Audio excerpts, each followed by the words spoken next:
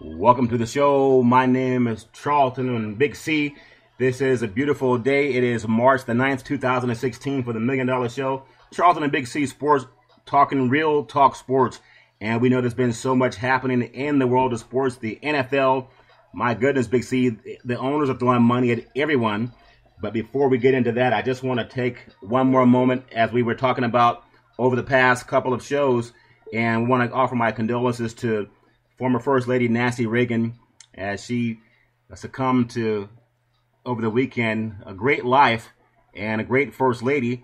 And again, just want to offer condolences to the Reagan family. Ronald Reagan was one of the greatest Republican presidents, no matter whether you're Democrat or Republican. I just thought that a classy lady, and my heart and thoughts go out to her family, Big C. Well, Charlton, when you look at the Reagan family, they led a legacy from Hollywood to statehood. And so they covered all spectrums of American society and world society. They were actually royalty. Yes. And she's a great loss to the world and to America. But now she'll be back with Ron Reagan once again, and she'll be at total peace. Well, when you think about the peace and Ronald Reagan, we talk about also telling Gorbachev to tear down that wall, and now we have the debates going on all over the country, the Democrats and the Republicans, and Donald Trump, of course. Again, he's just standing behind his stance of, I'm going to build a wall. I'm going to construct a wall. And as we say, thank you to all of our Latin American audience. And I want to also mention that this show is sponsored by Cadillac. Go see your NorCal Cadillac dealers and test drive the all-new luxurious Cadillac Escalade.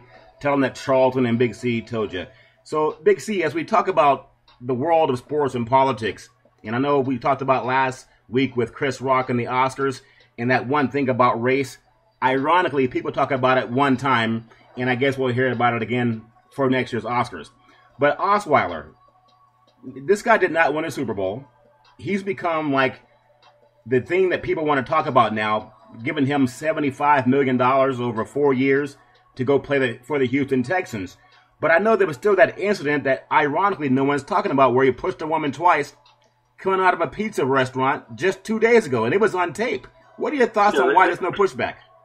Well, they tried to make him sports royalty, with the incident that he's done with this woman, and we've elaborated on, Charlton, about the African-American players who've had physical contact with women and what it's cost them the following season in the NFL. It's cost 3 of them their entire season. Cost 1 of them his entire career.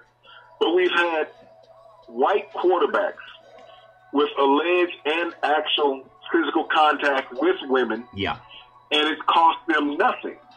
It's a standard that's been set by the commissioner's office and on down. It's allowed by the teams. Now, Osweiler, here it is, he's left Denver now. So Denver is quarterbackless.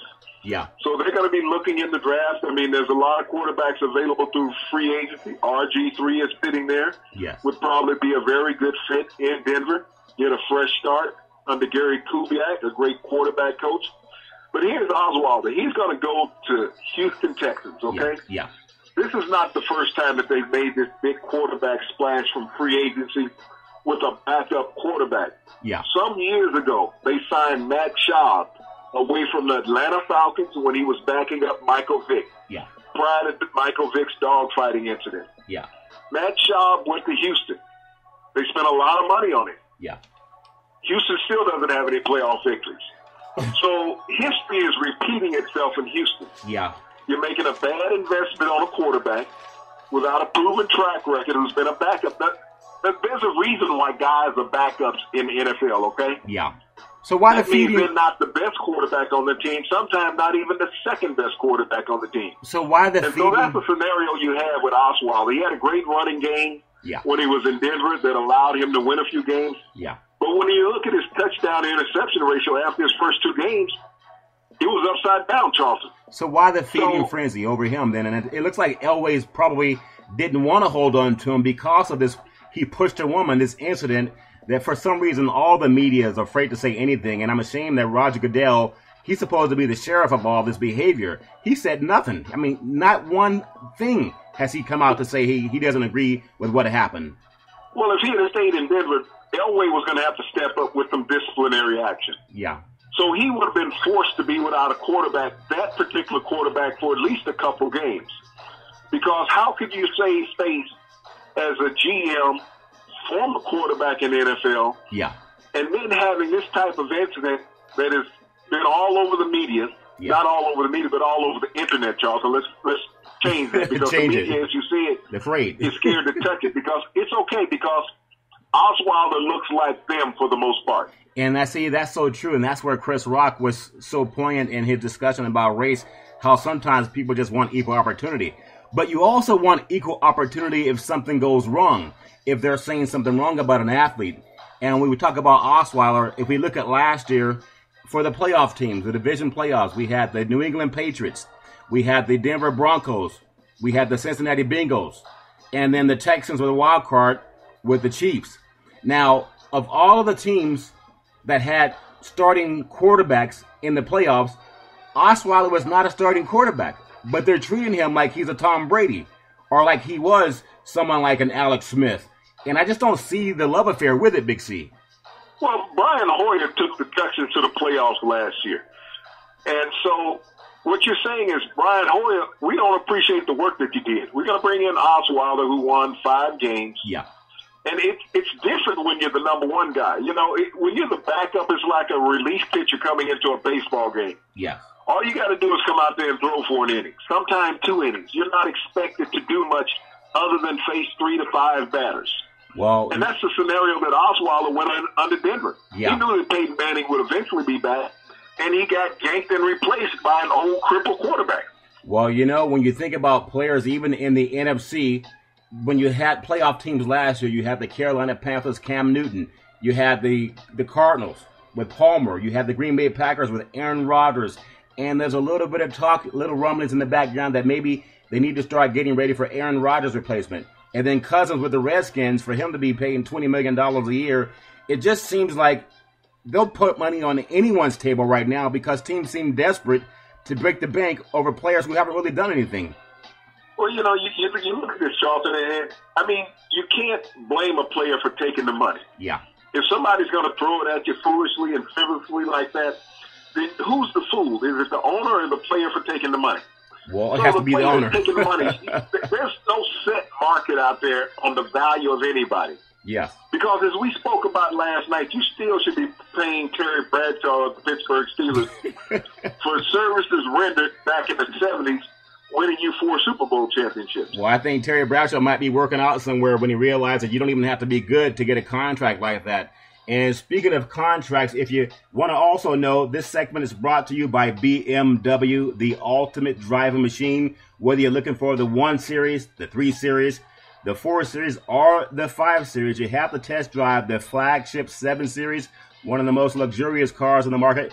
BMW, the ultimate driving machine, brought to you by Charlton and Big C. Also, Big C, when we look around the league and what's happening with players, just multi-million-dollar contracts, I think if you look at Calvin Johnson retiring at the age of 30 yesterday, as you know, quarterbacks are great when they have great receivers.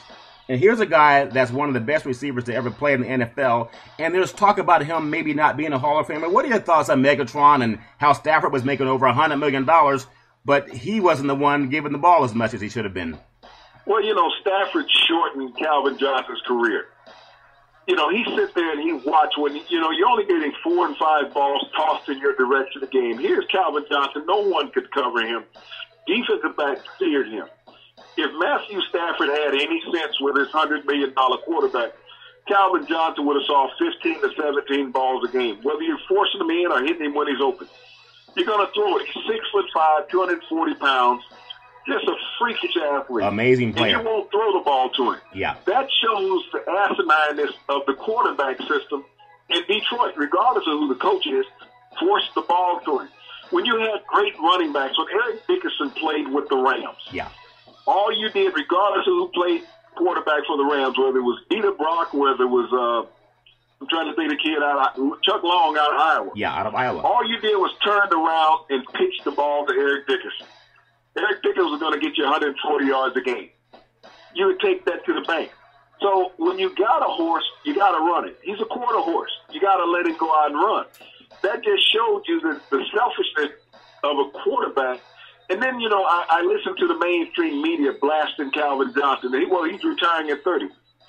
Calvin Johnson is wealthy beyond than anything that he ever thought he would be in life. Yeah. He has made enough money to take care of himself and his family and the future generation with the money that he's made. You haven't seen Calvin Johnson in any police blogs getting in any trouble. Well, Barry Sanders also walked away from that organization in his prime. But as you know, Big C, sometimes athletes, they feel the pain, like the movie North Dallas 40. They showed us everything in the background about what athletes have to do to stay healthy. So sometimes these guys like to walk away while they can still walk. They don't want to become like an Earl Campbell, Big C. Your thoughts on that? Well, Calvin has had 4 knee surgeries during his career. He's had 2 hand surgeries. So these are the things that he's going to need to have to utilize the rest of his life. The media doesn't understand because most of the guys with an ink pen and a laptop have never put on a jock strap. So they don't understand what an athlete has to go through. You know, it's like that old analogy, walk in my shoes before you criticize me. But the media has made such a deal of criticizing players, and mainly African-American players. It started with Jim Brown when Jim Brown walked away after 9 years setting an NFL rushing record. Yeah.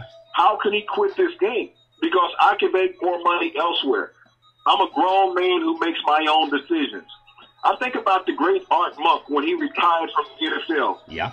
He was the NFL's all-time leading receiver, all-time touchdown receptions, all-time yardage leader. Took him 19 years to make it to the Hall of Fame, and he had 2 Super Bowl rings because he wouldn't talk to the media. The media feel that they own the sports. They feel that they own the athletes, and if you don't conform to what they say, then we'll keep you out of the Hall of Fame. We'll try to destroy your career. Well, when you think about, I know you talked earlier, Big C, and I know you've been around the business over 40 years. You talked about a guy like a Terry Bradshaw, and even some of the Ken Stabler, and Fran Tarkenton and Joe Montana, some of the old school guys, Dan Fouts. What kind of money would they have gotten if they were playing today? And just like you talked about Jim Brown going away from football, getting into acting in Hollywood because he made more money and he didn't have to get his hurt. But again, that criticism, and I know it's slight here, but the criticism of a player walking away because he could still play, it seems like as an African-American player, there is some criticism, but they're celebrating Peyton Manning and saying, hey, congratulations, what a great life. But across the aisle, Calvin Johnson and people even like a Jim Brown, there is some pushback. Like, why are they walking away? Even Barry Sanders, how dare they walk away? I see what you're saying, Big C. Your thoughts on that, too? Well, when was the last time a white player was criticized for retiring? I can't think of any time that a white player has been criticized for retiring. Think about Jake Locker, the quarterback of the Tennessee Titans out of University of Washington. Yeah. Retired last year. Now, he was like the 10th overall pick 5 years ago. But after 4 years, he said, I'm retiring. I'm done with this game. No one blasted Jake Locker for walking away from the game, a white quarterback. It was okay because he had been injured for the first 4 years of his career. He said, I've made enough money. I don't have to take this for another 4 or 5 years. I'll just go. But that was acceptable by the media because he was a white quarterback that was smart, intelligent, thinking about his future and his physical future. Well, but let an African-American player walk away from the game at the height of his career. How dare he do this? He's been criticized. We gave him opportunity. There's not a person in the media that gave any athlete opportunity. Yeah. The athletes give him an opportunity to write a story. Yeah. They make his job easy because his knowledge of the game is lackluster.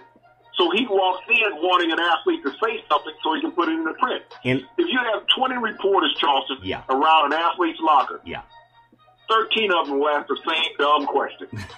I think there's a clip of Westbrook for the OKC Thunder. There was some people ask him a stupid question, and he had a snide remark on a YouTube channel, but I won't repeat what he said, but I definitely understand your point. Now, also, because we look at how the contracts are just crazy nowadays, we're talking about how Houston's trying to bring on Osweiler, making their franchise quarterback. He wasn't even a franchise quarterback in Denver. But Charlton, he'll last 2 years in Houston.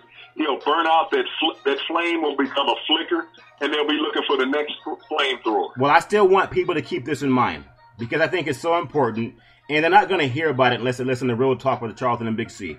There's more flack over Calvin Johnson retiring and when Barry Sanders retired, and people of that ilk over those players